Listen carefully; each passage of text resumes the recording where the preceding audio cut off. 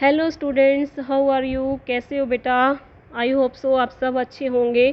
Last video में हम discuss कर रहे थे जो कि हमारा मैन्युफैक्चरिंग इंडस्ट्री का फर्स्ट वीडियो था, जिसमें हमने मैन्युफैक्चरिंग की डेफिनेशन पढ़ी थी कि लार्ज क्वांटिटी में गुड्स को प्रोड्यूस करना, रॉ मटेरियल को वैल्यूएबल प्रोडक्ट्स में कन्वर्ट करना मैन्युफैक्चरिंग होता है। तो हम इंपॉर्टेंस पढ़ेंगे मैन्युफैक्चरिंग की। देखिए, manufacturing sector is considered backbone. देखो कितनी बढ़िया बात लिखी हुई है और बिल्कुल सच बात लिखी हुई है कि मैन्युफैक्चरिंग सेक्टर है वो बैकबोन है हमारे डेवलपमेंट की, जर्नल डेवलपमेंट और इकोनॉमिक डेवलपमेंट की। अब कैसे? इसके लिए ये पॉइंट्स दिए गए हैं बेटा। पेपर के अंदर क्वेश्चन आता है कहीं बार, what is manufacturing and write the importance of manufacturing. तो अभी हम क्या देखेंगे, क्या इम्पोर्टेंस है मैन्युफैक्चरिंग की। पहली इम्पोर्टेंस देखिए, आप सबको पता होगा वैसे इंडस्ट्रीज में क्या बनता है, इनपुट्स बनते हैं। मतलब जो एग्रीकल्चर में हम जो टूल्स यूज़ करते हैं, एग्रीकल्चर में जो हम केमिकल्स यूज़ करते हैं, जो पीवीसी पाइप्स यूज़ करते हैं, जो भी हम ट्रैक्टर्स यूज़ करते हैं, वो सब चीज़ें किस में बनती है? इंडस्ट्रीज़ में बनती हैं।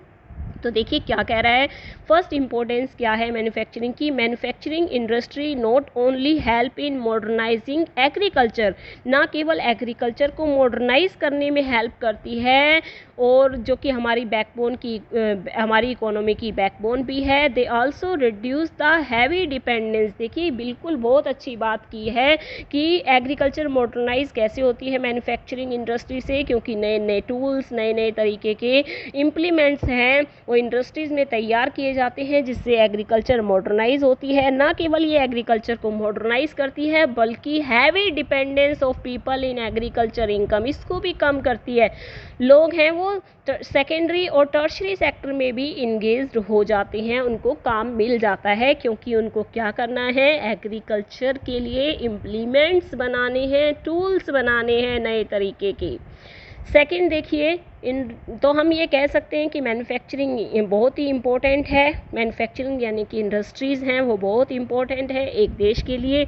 दूसरा, इंडस्ट्रीज़ में लोगों को क्या मिलता है, एम्प्लॉयमेंट मिलता है। तो यानी कि इरेडिकेशन ऑफ अनएम्प्लॉयमेंट, मतलब इससे अनएम्प्लॉयमेंट, बेरोज़गारी दूर होती है, लोगों की गरीबी दूर भागती है, और साथ ही साथ रीजनल डिस्पेरिटी, यानी कि कोई कोई कोई कंट्री का कोई क्षेत्र है वो वहाँ पर ना डेवलपमेंट नहीं हो रहा, तो वहाँ इंडस्ट्री लगा देंगे तो रीजनल डिस्पेरिटी कम हो जाएगी।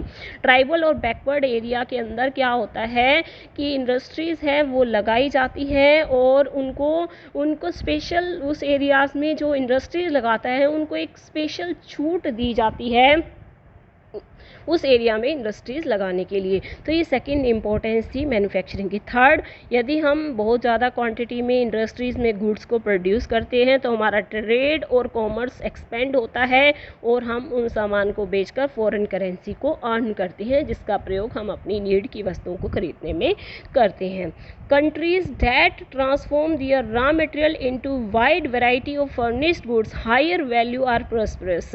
आपको पता ही है कि जैसे सपोज मैं आपको बताना चाहूँगी कि एक यार्न होता है, एक धागा होता है, आप मार्केट में जाइए 2 रुपये की, 3 रुपये की गिट्टी मिल जाती है, पर जब उसी यार्न से एक शर्ट तैयार की जाती है तो उसकी वैल्यू बढ़ जाती है। तो एक कंट्री जो रॉ मटेरियल को किस में कन्वर्ट कर देता है, फिनिश्ड गुड्स में, तो उसकी वैल्यू बढ़ जाती है, और डेफिनेटली एक कंट्री के प्रॉस्परस होने में बहुत बड़ा हाथ होता है, समृद्ध बनाने में कंट्री को इन चीज़ों का बहुत बड़ा हाथ होता है। तो ये है इम्पोर्टेंस ऑफ मैन्युफैक्चरिंग, जिसको हमने क्या कहा है, मैन्युफैक्चरिंग इंडस्ट्री को डेफिनेटली हमने बैकबोन कहा है। जैसे हमारी रीढ़ की हड्डी हमारे पूरे शरीर को चलाने में हमारी हेल्प करती है, उसी तरह से ये हमारी कंट्री की बैकबोन है।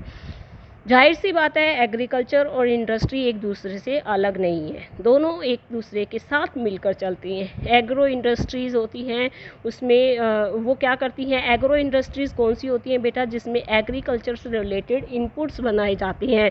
तो वो क्या करती है, एग्रीकल्चर को बूस्ट करने का काम करती है। मतलब जो रॉ मटेरियल है उसके साथ साथ हमें और क्या चाहिए, fertiliser, insecticides, pesticides, plastic and PVC pipes चाहिए, मशीन्स चाहिए, टूल्स चाहिए। तो ये सारी चीज़ें एग्रो इंडस्ट्रीज़ में तैयार की जाती है, और जिसकी वजह से हम ये कह सकते हैं कि हमारे जो एग्रीकल्चर है वो क्या होती जा रही है, मॉडर्नाइज होती जा रही है। In the present day world of globalization. Definitely आज का युग ग्लोबलाइजेशन का युग है। इस पर एक पूरा चैप्टर भी हम पढ़ेंगे 10th क्लास में। ग्लोबलाइजेशन का मतलब पता है क्या होता है? वर्ल्ड की इकोनॉमी, कंट्री की इकोनॉमी के साथ मतलब लिंक है, मतलब हमारा जो देश है वो दूसरे देशों के साथ। अब आपने देखा चाइना में वायरस आया, तो चाइना में भाई वायरस आया तो इंडिया में कैसे आ गया? क्योंकि यहाँ से वहाँ से सामान इधर से उधर जाता है, लोग आते जाते रहते हैं, क्योंकि ग्लोबलाइजेशन का युग है तो बहुत ज़्यादा हमारी दूसरे देशों के साथ है वो क्या होता है, लेन देन चलता रहता है। तो our industry needs to be more efficient और कॉम्पिटिटिव।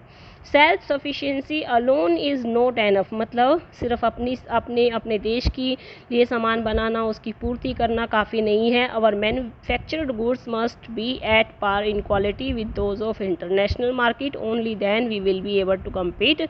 हमारे जो गुड्स हैं वो इंटरनेशनल मार्केट में कब डिमांड होगी? जब हमारे गुड्स की क्वालिटी अच्छी होगी। और वो कब अच्छी होगी? जब हम अच्छे रॉ मटेरियल का प्रयोग करेंगे और सही तरीके से चीज़ों को बनाएंगे। तो अभी हमने अपने 2 वीडियो बनाए हैं इस चैप्टर के मैन्युफैक्चरिंग इंडस्ट्री के। पहले वीडियो में मैंने आपको मैन्युफैक्चरिंग का मीनिंग बताया है और दूसरे में मैंने उसकी इम्पोर्टेंस बताई है। साथ ही साथ मैंने आपको बताया है कि एग्रीकल्चर और industry are not exclusive of each other. Next video में हम बात करेंगे contribution of industry to national economy. Okay बेटा, थैंक यू सो मच।